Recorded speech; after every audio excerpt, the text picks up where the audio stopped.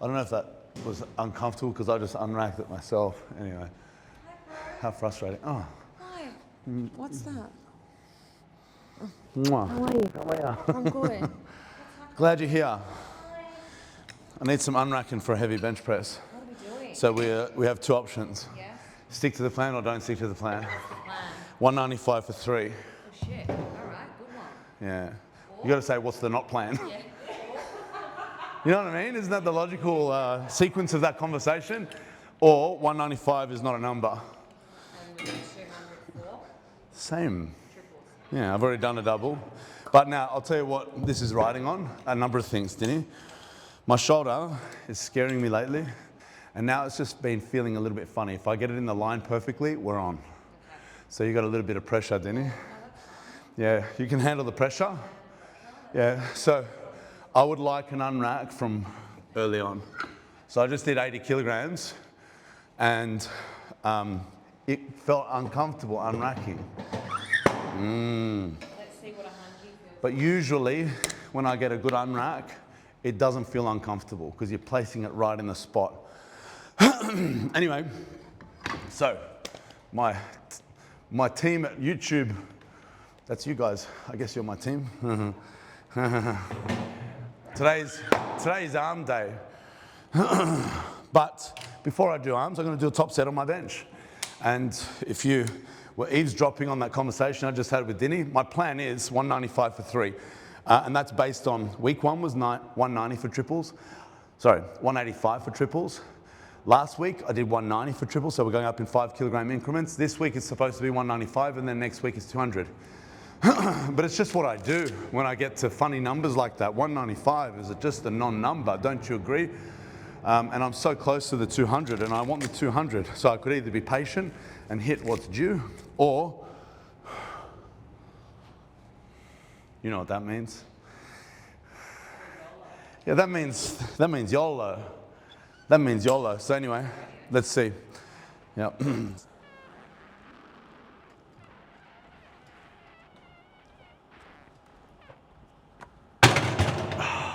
Better? That was nice, didn't it, Jay?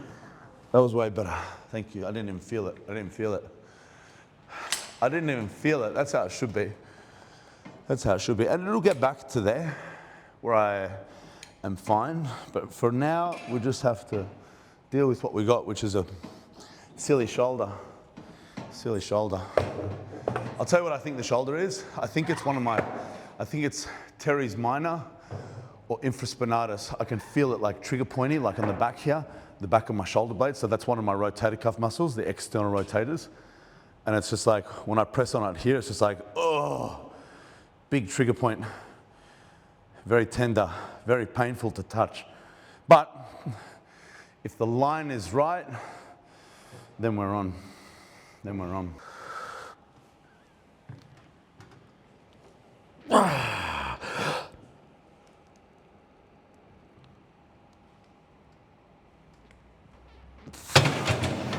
Beautiful unrack. I don't know if you saw a spot in there where it sped up. Yeah. Fuck, that was my shoulder just giving out. It just went, ooh. I'm just hitting the exact muscle that I think is problematic. So this is external rotation with a very light weight. And I just want to see if I warm that up, it feels any different. Because I do believe that's external rotation. That's not the whole rotator cuff. It's just 2 of those muscles that externally rotate. That's where I'm feeling it's trigger pointy. Infraspinatus or Teres Minor. So that's a very, very lightweight external rotation exercise. I'm just going to see if warming that up in between makes it feel better. All right, 140. So we go up in 20s. We'll do 1 rep for each weight until I get to the top weight, and then we'll see. Up.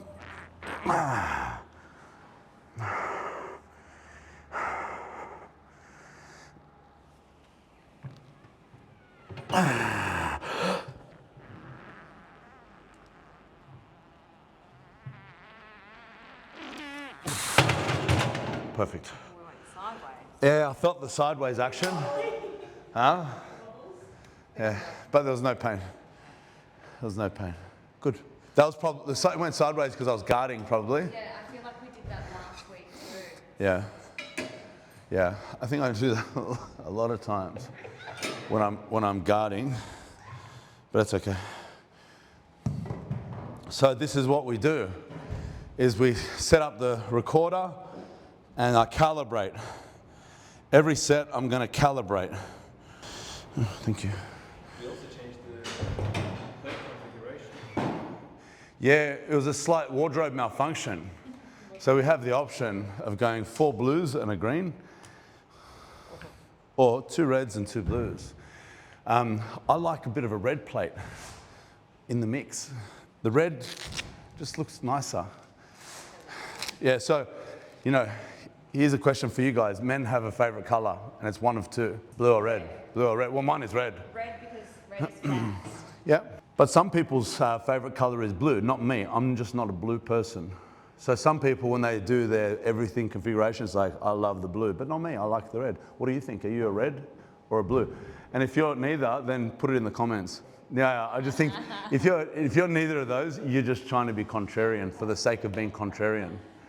But deep down, you know it's either red or blue. I'm going to say majority is going to vote red. Well, then you're in good company. Yeah. Because I'm a red person. What about you, like as girls? Is it red or blue? It's red unless red girl. Okay, right. Unless, No, not out of those 2, out of all colors. Is red your, like, favorite color? Quick, hurry up. yeah, I wear lots Red, of okay. Not what you wear, like, I don't really wear, I only wear black. No, like- my favourite colour is turquoise. It's blue. It's not really. It's a shade of blue. Okay. All righty.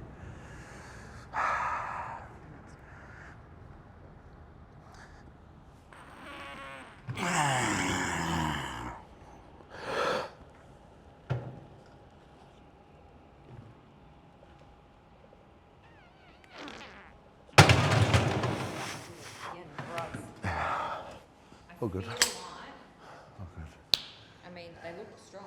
Take your time with me. Like I know it bumped, but it didn't matter. Yeah. It bumped, but it didn't matter. Well, just stay with me. Just stay with me, and it doesn't matter. As long as it's not putting you off. No, it's not. I just feel like If it's you're taking more from this side. Which side? Which side? Left side. Really? I think you're cooking the right side. Is that a sore shoulder? Yeah. The right one. Yeah. Anyway, like I feel like as long as I got that, then it's just that was easy. That was easy. Just stay with me. Just keep on. So this is the evolution of me being unracked. Is I used to say, don't take a lot of the weight, let me do it, because I need to feel it in my hands. But now I'm very different. I like as much weight being taken off as possible, but not so much that it takes my shoulder blades out of position. So Dinny, bit of a background on Dinny. She may not be big, but she's pretty strong actually. She can deadlift 160 kilograms, believe it or not.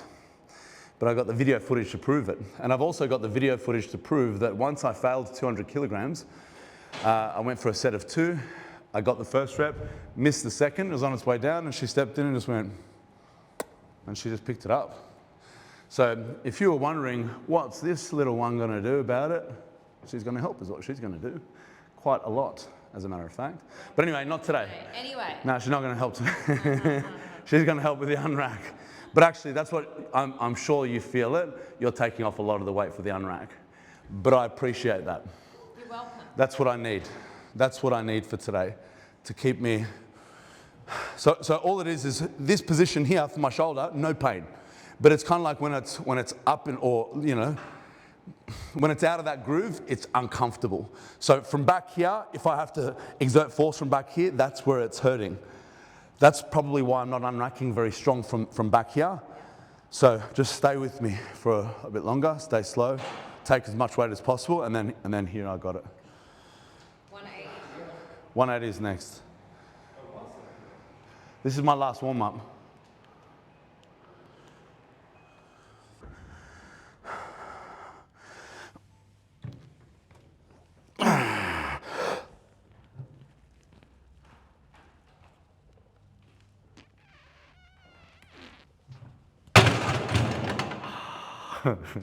Fucking, it's a scary unrack, isn't it? It is. I know. Jesus I feel it, and I know you feel it. Well, that time I did. Yeah, but the up phase was no problem. How did it feel on the way down? The unrack, I felt like click and went, oh. And on the way down, it's just like, please don't, please don't, please don't, please don't. Easy. Oh. Yeah. How strange. What a fucking strange, what a strange shoulder I have. A little bit on the anxious side today. Yeah, same. Same. I'm a lot on the anxious side. I can tell that we're both kind of fucking guarding. But the way up is strong. Take a little bit more off you. Yeah, it was good. So what I need to do is even stand back. Slide a little bit further back. We just need to work a little bit more for the unrack. So this is going to be 20 kilos more. Sorry, Denny. You didn't know that it was deadlift day, but now you do.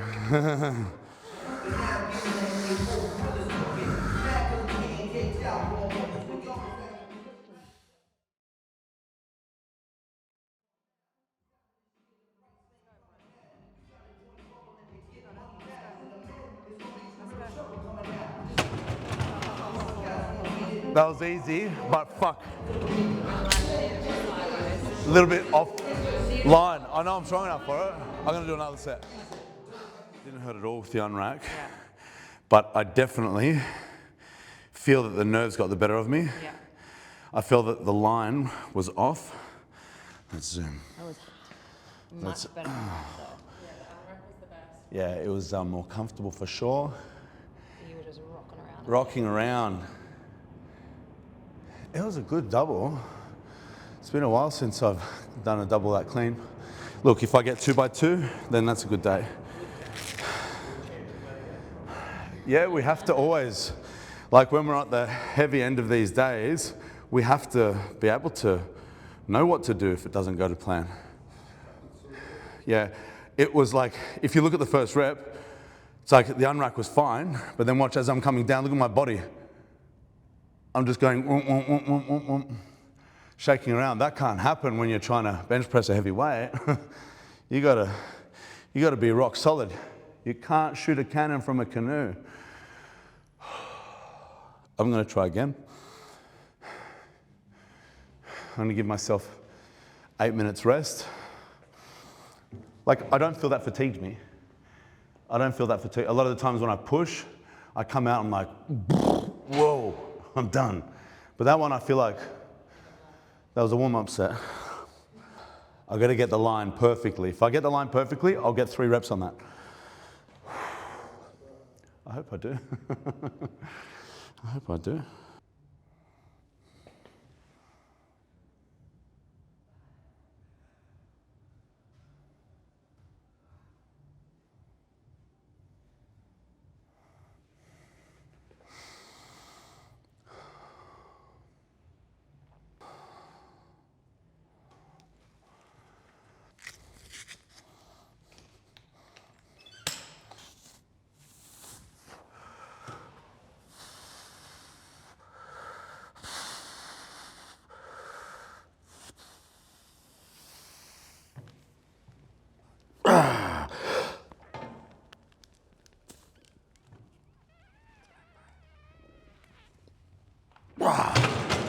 Too much nerves.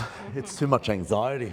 Like, that was easy. I'm just like, too much noise in my head. Yeah, damn. That did not feel hard. No, that actually looked really good. That did not feel hard. Well, I asked for 3 reps on 200, didn't I? Yeah. So, we succeeded. Not exactly how I wanted it, but anyway, that's how it goes. Heavy lifting is stressful. I used to, when I was younger, just not give a shit, just fucking bang it and I never used to think like that. But I guess I've had a few injuries recently where you got to think like that. If I do the slightest bit wrong with a weight like that, it could very easily injure something. But either way, nothing hurt. There was no injury, none of that stuff, just got to get my mind right. But it's okay. The goal is not 200 for reps. The goal is 220. And I do still think that I'm on track for that. I did a 210 a couple of weeks ago. I think 210 would have come up easily today if I did that, for sure. So that wasn't an unsuccessful day. I just didn't hit the big number that I had planned, but still, it's good. So now I might just do one back down set, and then I'm going to do arms. So no stress when we do arms. What do you think for the back down? Maybe 170. Four? 8. Just one set of 8. Yeah, which is good, very achievable. Yeah. And that's where my program is meant to have me this weekend, is 8s on 170, which I've done a number of times, but I want to do it easily. So that's what I'll do. Let's go, bro.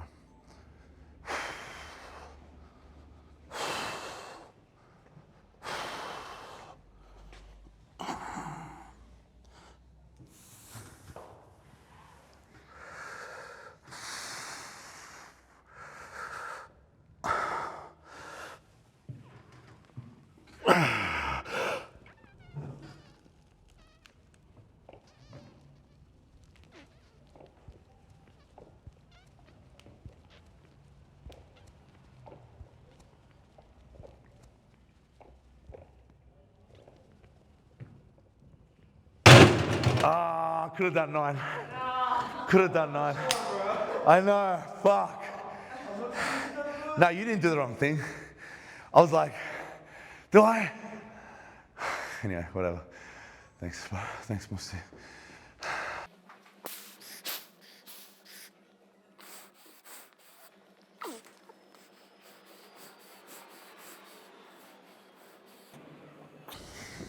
Do you think it's okay to train like biceps every session or arms every session? You can train any muscle every session.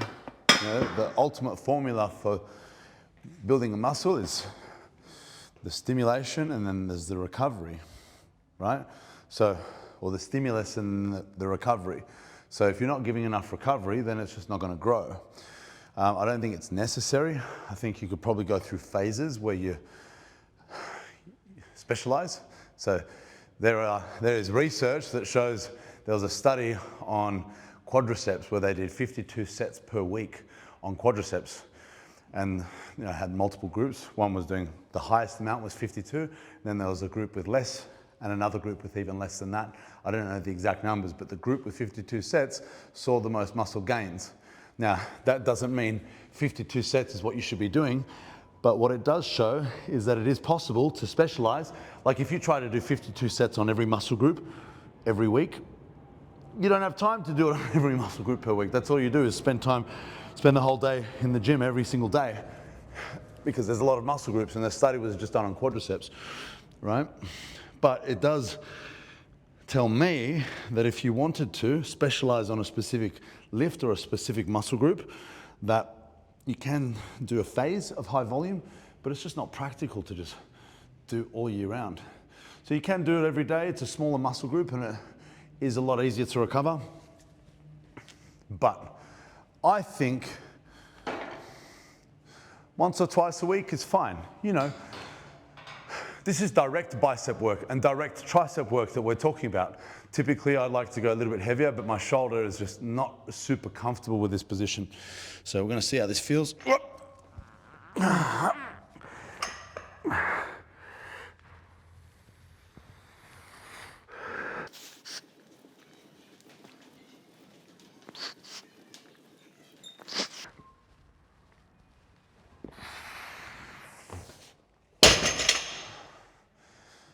Okay, no pain.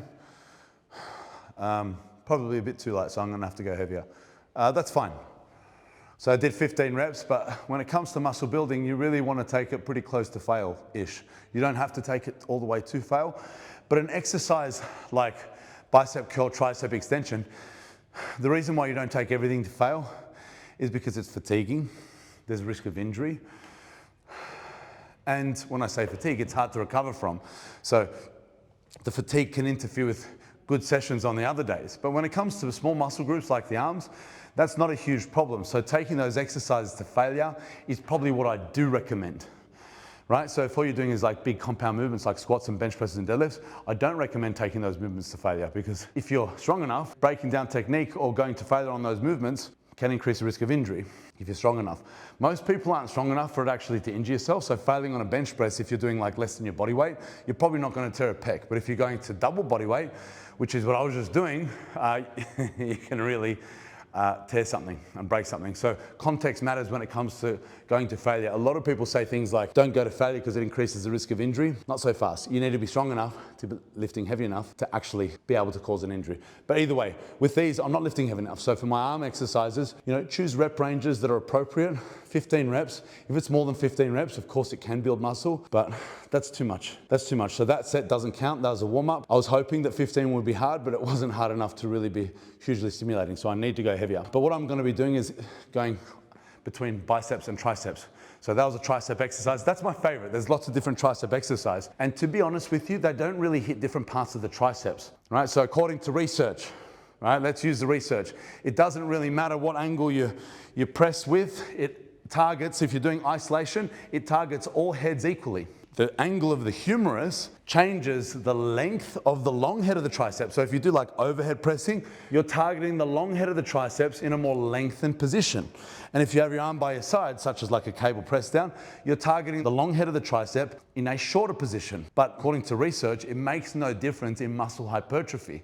So neither are better or worse. So what do? Some phase I'll do arm up, so putting a stretch on the long head of the triceps. In some phases, I'll do my arms down, so doing a cable press down. Neither are better or worse, they are just different. But the other heads of the triceps, it doesn't matter what angle you're pressing on, and even for the compound movements, they are always going to be on. But the biceps, on the other hand, now that's different. When I say biceps, I'm not actually just referring to biceps. I should actually say elbow flexors, because it's more than just biceps. We have our biceps, so those muscles there, that's the biceps. But our elbow flexor group, we've got muscles underneath the bicep called the brachialis, and we've also got the brachioradialis here. And each of those will be active to different degrees depending on the angle which we hold our hand. Let me explain. The bicep attaches to the radius. Okay, so this bone here, so the bicep flexes the elbow and it also supinates the wrist. So supinate means like hold a bowl of soup in your hand, so that's supinate, and that's pronate. So when you pronate your wrist, you're relaxing the bicep. So if you do exercises like hammer curls or even reverse curls, the bicep is on to a small degree, but not that much. So if you really want to target your biceps, you want to create tension on the muscle by supinating. Right, so the best thing you can do for biceps development is supinate your wrist. So that's what I'm doing with this first exercise. I'll show you how I do it. I don't really go that heavy for these exercises. I'm trying to figure out the right angle so I've got maximum tension on the bicep from start to finish. Okay, but I'm supinating, so turning my wrist out, full range of motion and up. Full range of motion and up.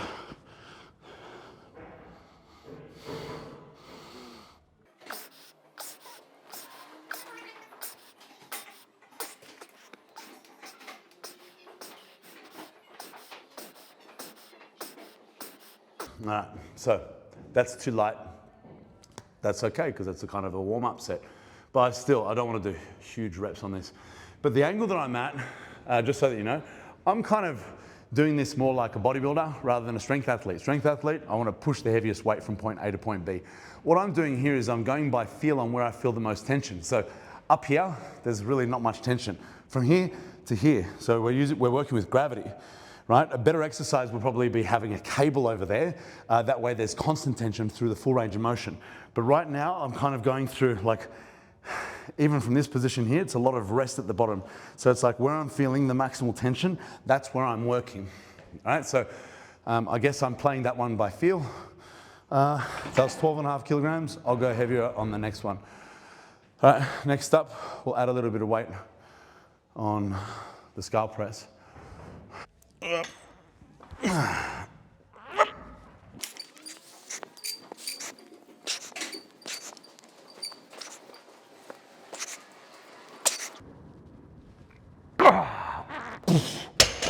That was good. 15 reps of that is probably on the higher side.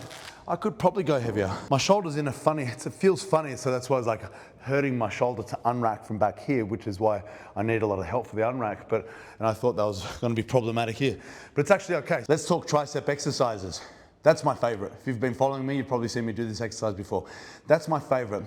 But I will tell you, there's not really, it's not that it's better than other exercises. I feel like it's the most loadable in terms of tricep isolation exercises, but it's not really better than, like a behind the back overhead. That puts the long head of the tricep at a greater stretch, kinda, but it doesn't make a huge amount of difference for hypertrophy. There's also the cable press downs, which are comfortable, but I don't think that they're as loadable. So from a strength standpoint, I think that's better than the cable. The cable is a great way it's a lot easier. Pump up the elbows, no problem. But objectively, I think that one is probably superior for strength and muscle building than a cable press down. I heard Arnold said close grip bench press is his favorite for triceps or something like that. Yeah, close grip bench press. I think it's a lot of people's favorite, including one of my favorite.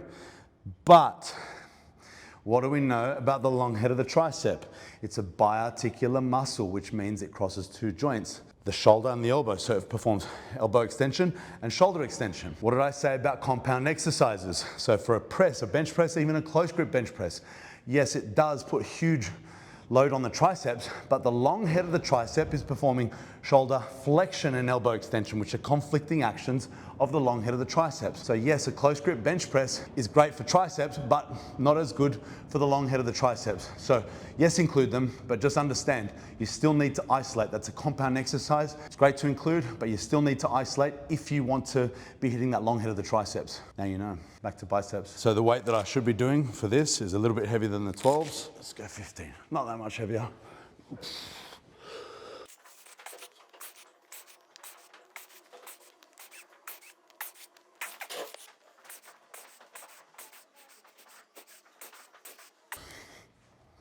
All right, so that's 15 kilograms. I'm not sure if you noticed. I started with my right side, so my recommendation is start with the weaker side. Isn't that strange? I'm right-handed, but my right bicep is weaker than my left. Don't know why that is. It just is. But that's the advice. So whatever side is weaker, start with that first. Now objectively, so I just did 10 reps of that. I can probably do a little bit heavier. So on the next set, I'm gonna bump it up to 17.5 kilograms and just do one more set of that and one more set of the triceps as well. You said wrist position makes a difference on the biceps. So, okay, so get this, right? So the tricep, the choice of exercises here. I'm only doing one for the triceps. And as I mentioned, it's not really that much better than other exercises, but I do love it. And that's what I'm gonna be working on for this phase. The next phase, I might do the cable press down, and that's gonna be completely fine. It's just hitting it from a slightly different angle. But when it comes to the biceps, well, I say biceps because most people say biceps, but it's elbow flexors. It's not just biceps. So yes, that exercise, because I'm supinating, I am really targeting the biceps, but there are other muscles, and actually I'm going to include another exercise for the other muscles, and that's going to be a reverse grip. And the reason why I'm choosing a reverse grip is that's going to switch off the biceps to a degree, switches off the biceps, but something like, this is a vanity thing, I think most men should have big forearms. It's like one of those muscles that if you have weak forearms, it just looks shit, right? So although it's, turning off the bicep, it's an elbow flexion exercise. You are using the wrist extensors to hold that weight up, and it's a great exercise for the muscles of the forearm, for the extensors of the wrist. So I'm going to include that as well. So just so that you know, it turns the biceps off, and the muscle underneath is the brachialis. The brachialis isn't affected by supination and pronation because of the brachialis. The bicep attaches to the radius. So it relaxes when you pronate, and it increases tension when you supinate. So if you want to train the biceps, supinate the wrist. But the brachialis attaches to the ulna. And when you pronate and supinate, the ulna doesn't move. So because the ulna doesn't move, it doesn't change the orientation of the brachialis. It doesn't increase the stretch or decrease the stretch when I pronate and supinate. So the brachialis is actually always on, but when we supinate, we've got help from the bicep. When we pronate, we don't have help from the bicep. So it is more targeted to the brachialis. So actually, which one's bigger? They're both kind of the same size. They both have pretty similar cross-sectional area. So if you just target biceps without brachialis, you're doing yourself a disservice. You don't see the brachialis as much, but the bigger that gets, the higher the bicep will sit. So I think a combination of both is probably the best way of getting more complete arm development. As well as forearm development. So that's going to be my next exercise. How does that carry over for strength? You know, forearms, that's grip strength, so it's part of it. Grip strength is specific, and having strong forearms or weak wrists, it's not really hugely specific to power lifters.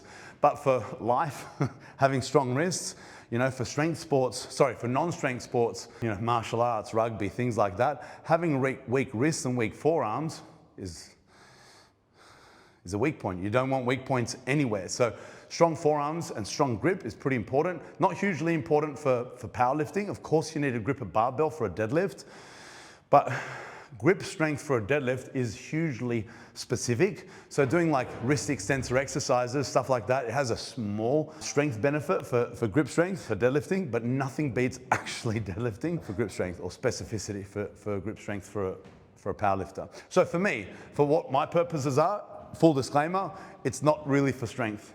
It's more for aesthetics. I like having bigger forearm muscles. They just look good. Yeah, I'm gonna do that next. I'm gonna do one more set on each.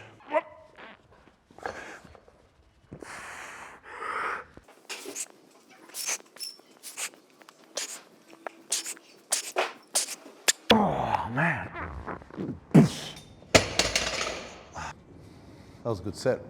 That was my last set of that. I'm gonna do one more set of dumbbell preacher curl, and then I'm gonna do some reverse curls for my brachialis and my forearms. I'm gonna do barbell for my reverse curls. I'm gonna use that same bar. A lot of the times I would superset between the two, but my triceps are a lot stronger than my biceps. So for me to superset, a lot of people, when I prescribe it on a program, I do the same. So I go skull crusher with easy bar curls because it's the same piece of equipment. But for me, there's a big strength discrepancy. My triceps are a lot stronger. I can't bicep curl that. So I wait till I finish my tricep extensions, my skull crushers or skull press, whatever you want to call them, and then I'll strip the weight and then I'll do my reverse curls with that. So one more set of the curls and then we move on to the next exercise.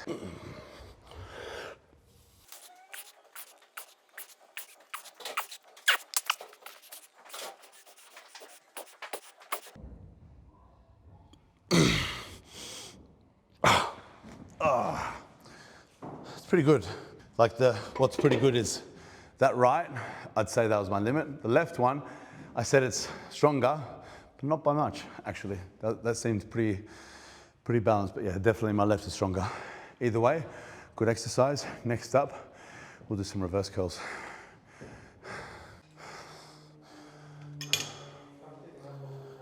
Yeah, the pump is feeling unusually nice.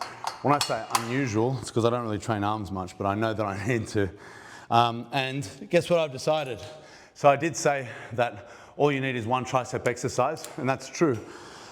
And I was gonna stop, but I was like, I'm gonna do another bicep exercise. So I've got two choices. So the bicep exercise is reverse grip curls. I can either go reverse grip curls and sit there and wait and do another set, or I can superset more tricep exercises.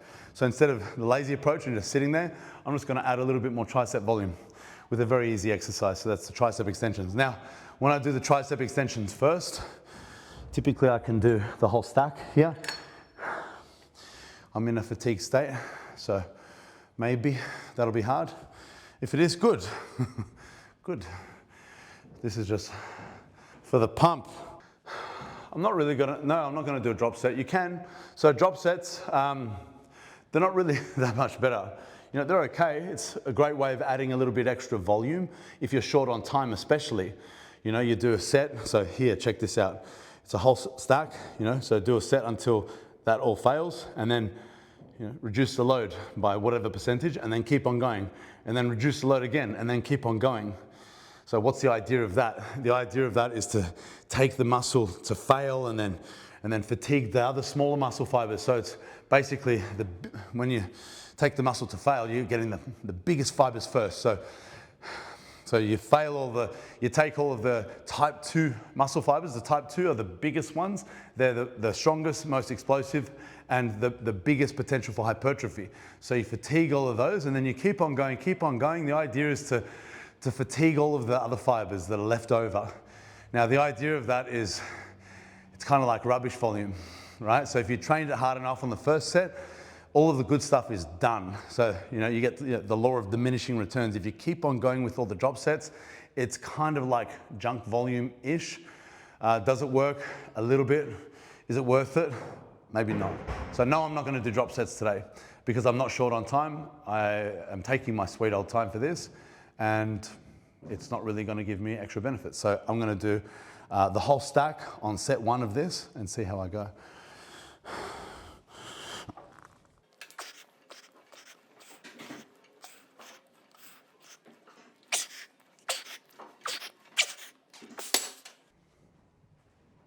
Pretty easy. Yeah, easy, but I failed. Well, that's on rep. You know, the last couple of reps, I wasn't able to get that full extension. Still did a little bit of partial reps. But that's, I reckon it's a pretty stimulating set. Probably just have to do 1 more set of that, and I'll do 2 sets of the reverse curls. I'll give myself a minute. So my recovery, if you know, when I did my heavy bench presses, it's kind of like 8 to 10 minutes rest between those big sets. But now that I'm doing the smaller muscles, I don't need to wait as long. The recovery requirement for smaller muscles is not as big. And also, performance doesn't matter as much when it comes to hypertrophy. It still matters. So you still want to have some level of recovery so you get a high quality set, but not to the same degree. Like earlier in my session, I was trying to do 200 kilogram bench press. I need to be on. But for these curls, whatever it is, I think it's about 40 kilograms here. If I fail, so what? All right, reverse curl. So check this. Reverse grip, right?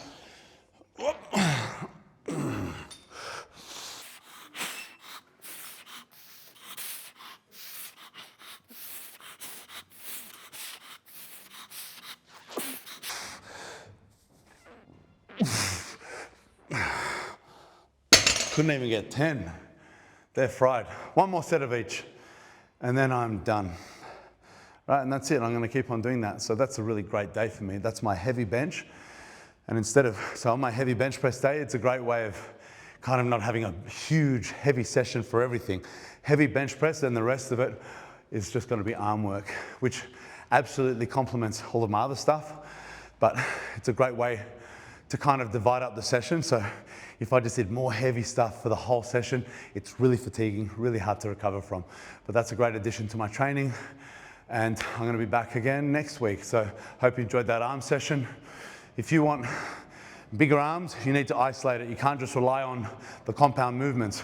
Big bench presses, yeah, they do develop your triceps, but they leave the long head a little bit undertrained. Same with your rows and pull-ups and pull-downs. Yes, they do your elbow flexors, but the biceps don't get as much work. So the bicep, not just the whole elbow flexors, the biceps don't get as much work because it's a biarticular muscle and you need to isolate it. So there's my advice for today. I hope you enjoyed it. Click like, subscribe, all that stuff, and I'll see you guys next time.